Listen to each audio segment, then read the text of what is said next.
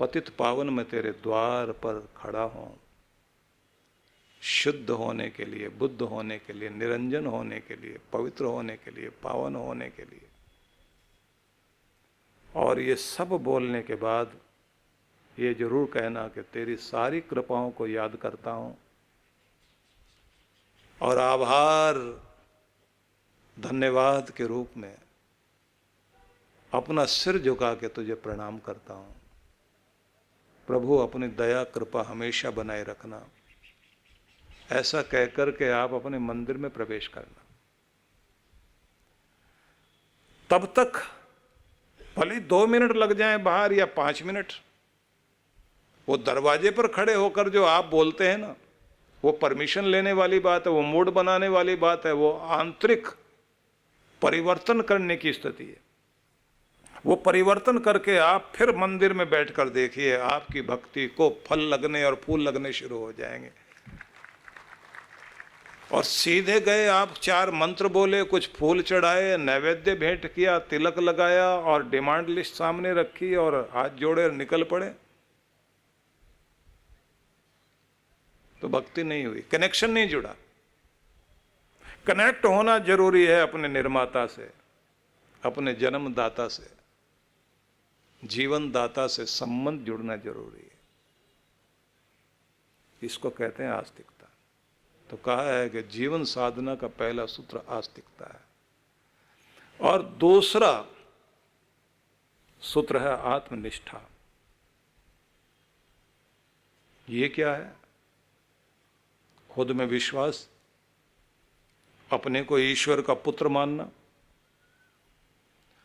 अपने अंदर अगणित देवी देवताओं की शक्तियां मौजूद हैं जो सोई पड़ी हैं, उन्हें जगाने का अवसर मनुष्य की देह में मिला है। और अगर सौभाग्य से आपकी जिंदगी में गुरु आ गया है तो इसका मतलब है सौभाग्य के क्षण शुरू हो गए हैं। अपनी शक्तियों को जागृत करो।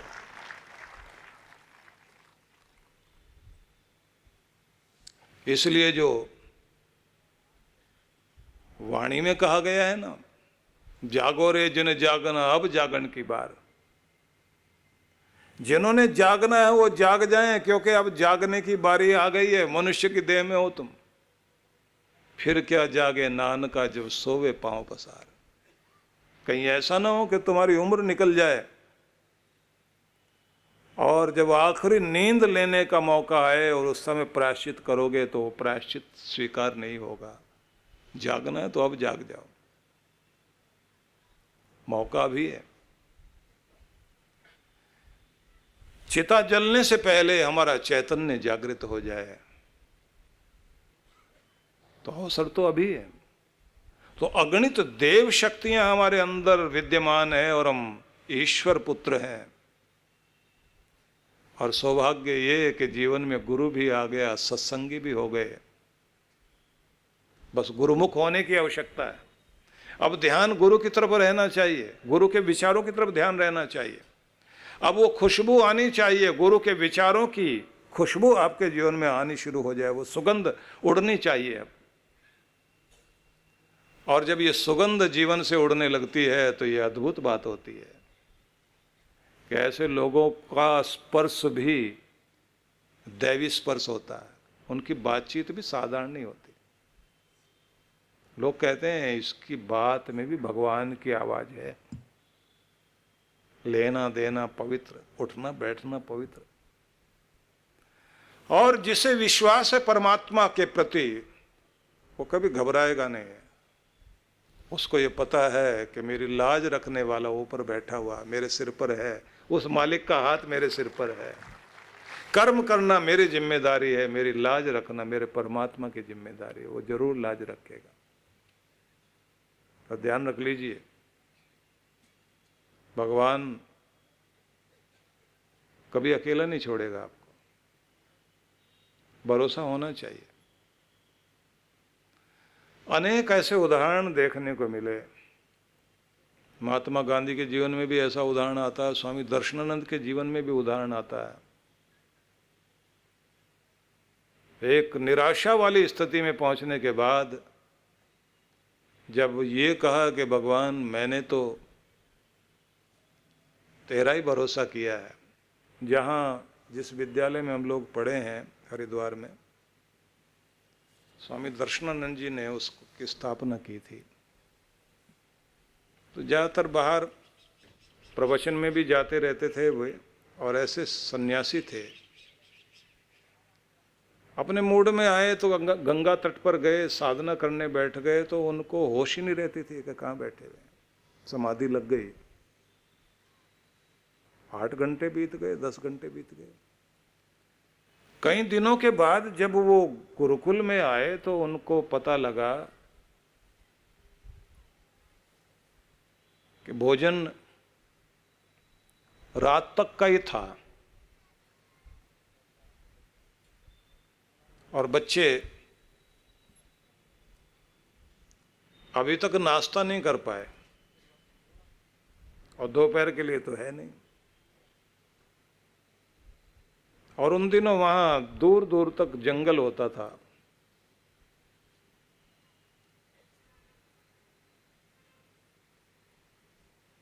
और उस समय एक थाली में छोटी सी रोटी बना के रसोइये ने लाके कहा, आप तो नाश्ता कर लीजिए। बोले ये क्या है? बोले जो आटे का चोकर बचा था उसी को छान के आपके लिए तैयार किया है। और जैसे ही वो रोटी सामने और एक छोटा सा विद्यार्थी वो सामने खड़ा हुआ प्रणाम करने के लिए, और उसकी जीभ ऐसे चल रही, ऑटो पर जीभ चला रहा है कि उसका मन कर रहा है कि मैं खाऊं। स्वामी जी ने रोटी के 4 टुकड़े किए, 3-4 छोटे बच्चों के हाथ पे रख दी, और पानी का गिलास पीते हुए ऊपर की तरफ देख करके मन मन में प्रार्थना की कि तेरा ही तो काम कर रहा हूं। कर्म करना मेरी जिम्मेदारी, इन बच्चों का ध्यान रखना तेरी जिम्मेदारी है। तो आज ये बच्चे भूखे रह जाएं, ये ठीक नहीं है। क्योंकि मन में सोच रहे थे कि दिन में कहीं से जाके कुछ व्यवस्था करके लाऊंगा, वो तो ठीक है, यहां तो अभी भोजन करने का टाइम होने वाला है।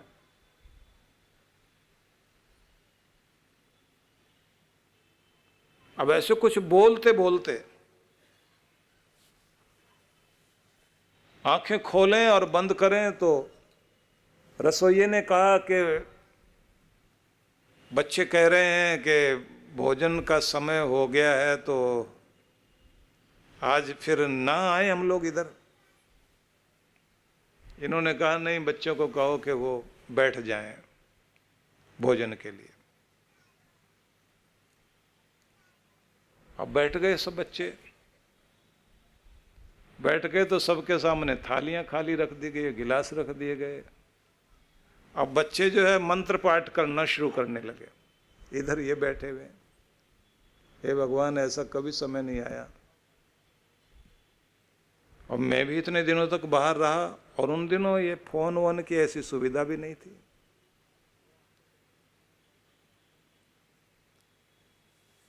तो हाथ जोड़ के कहा, भगवान अपने बच्चों की लाज रखना और इस अपने भक्त की लाज रखना।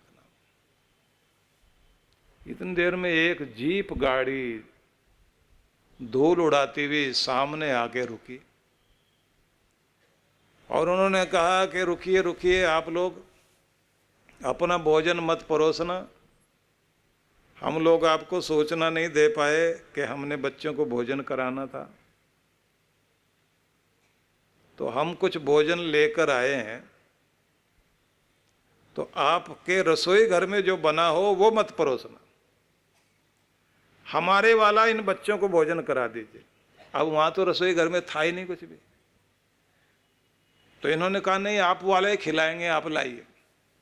अब जैसे ही वो भोजन परोसा जाने लगा, अभी बच्चे आधा ही मंत्र बोल पाए थे, और जैसे ही उन्होंने पूरा मंत्र बोलकर आंखें खोली तो देखा कि पूरियां भी रखी हुई हैं, हलवा भी रखा है, सब्जियां भी रखी हैं।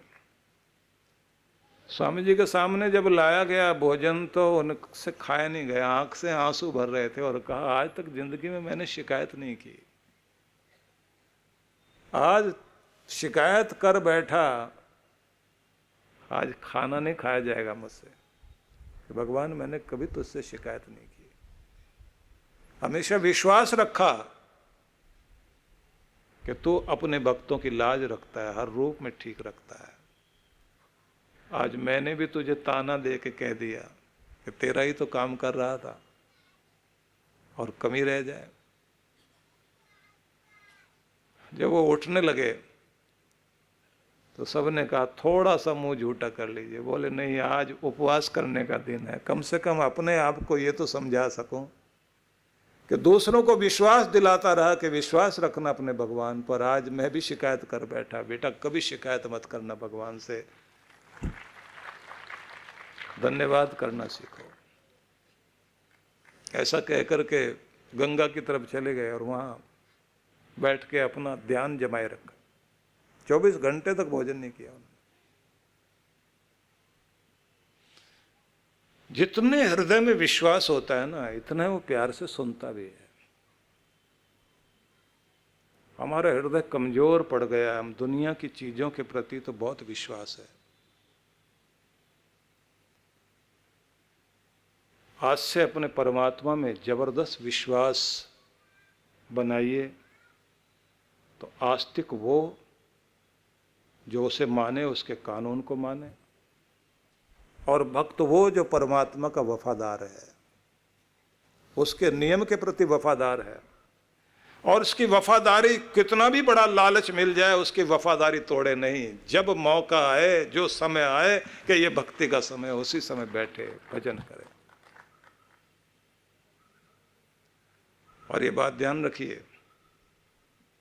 सच्चे दिल से रात को कहकर सोइए आप और सवेरे याद करा दो भगवान को, और उसके बाद कह दो कि कर्म करना मेरी जिम्मेदारी है, लाज रखना और मेरे कर्म को सही दिशा में ले जाकर के फल देना ये आपकी जिम्मेदारी भगवान। मैं अपना कर्म करने में पीछे नहीं हटूंगा, दया करने में तू कमी न छोड़ना। मेहनत मेरी, रहमत तेरी, दोनों का मेल हो जाए। अपना कर्म पूरी भावना से करते जाइए और निश्चित रूप से लाज रखेगा भगवान, आप पर कृपा होगी होगी।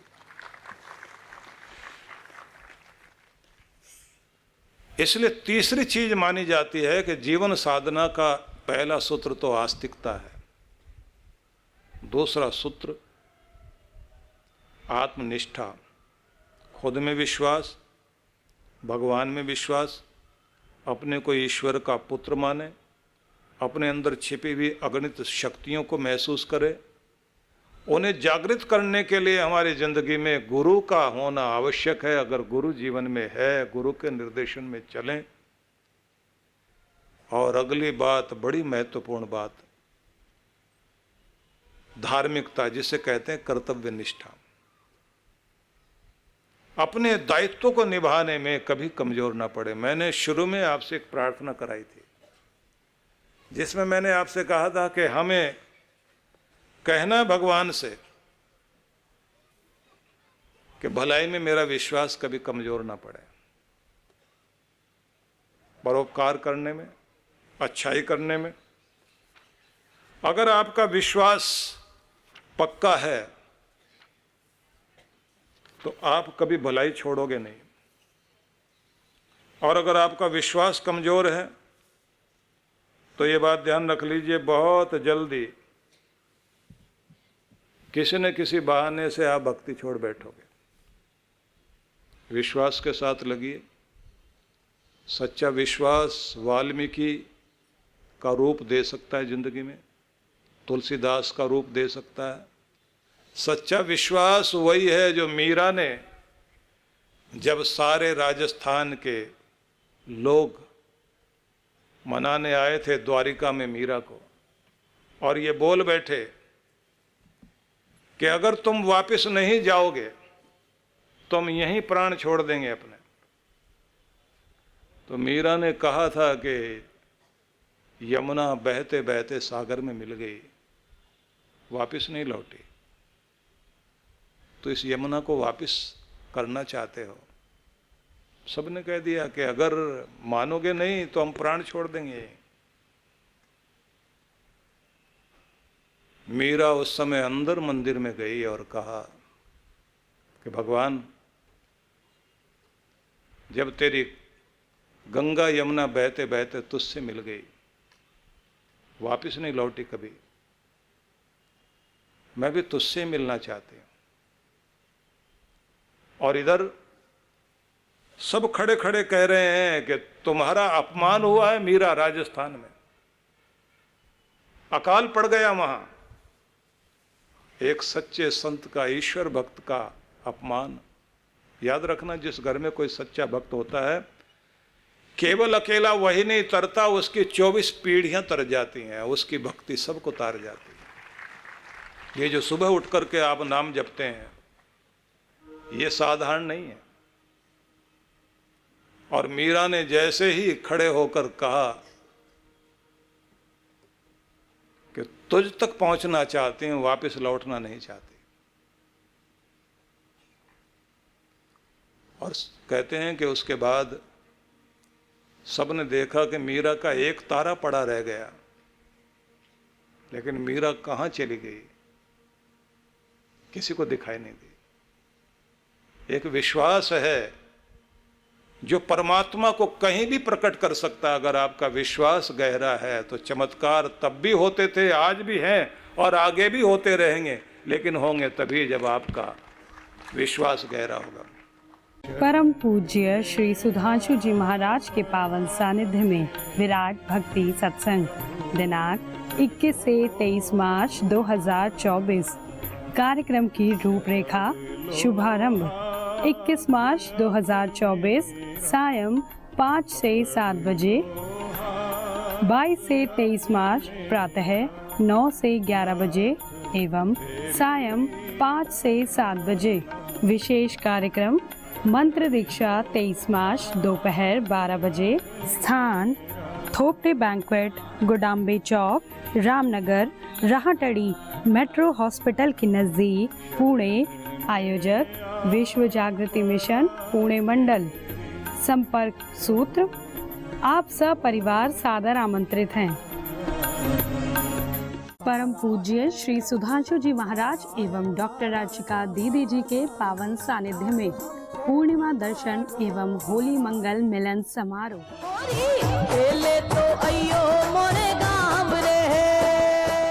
दिनांक 25 मार्च 2024 सायं 4 बजे। आनंद धाम आश्रम, बक्करवाला मार्ग, नई दिल्ली। आयोजक विश्व जागृति मिशन। संपर्क सूत्र। आप सब परिवार सादर आमंत्रित हैं। आओ मिलकर खेलें फूलों की होली।